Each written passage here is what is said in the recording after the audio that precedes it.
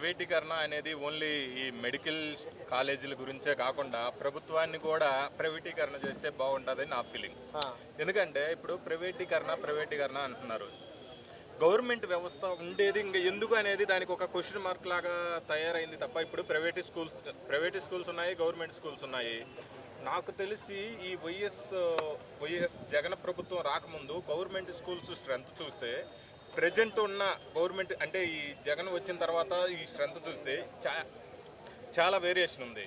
మామూలుగా ఆ టైంలోకి వచ్చేసరికి గవర్నమెంట్ స్కూల్స్ చాలా ఎత్తేయాలి అనే ఆ పరిస్థితికి వచ్చిన తర్వాత అమ్మఒడి ఎంటర్ చేశాడు. ఈ అమ్మఒడి ఎంటర్ చేసిన తర్వాత ఈ స్ట్రెంత్ అనేది 50-40 ఉన్న స్ట్రెంత్ ఒకేసారి 75-80 దాకా వెళ్ళింది. ఆ తర్వాత ఈ చాలా స్కూల్స్ని మళ్ళీ కంటిన్యూ చేయడం జరిగింది. మళ్ళీ ఇప్పుడు తీసుకొచ్చేసరికి అంతా ఈ కూటమి ప్రభుత్వం వచ్చిన తర్వాత ఈ వ్యవస్థను మొత్తాన్ని ప్రైవేట్ చేతిలోకి పెట్టిన తర్వాత జగన్ నాడు నేడు అనే ఏ ప్రోగ్రాం ఎప్పుడైతే పెట్టాడో ఆ వ్యవస్థను అక్కడనే ఆపేశాడు. మళ్ళీ గవర్నమెంట్ స్కూల్స్ ప్రయారిటీ చాలా తగ్గిపోతుందని నా అభిప్రాయం.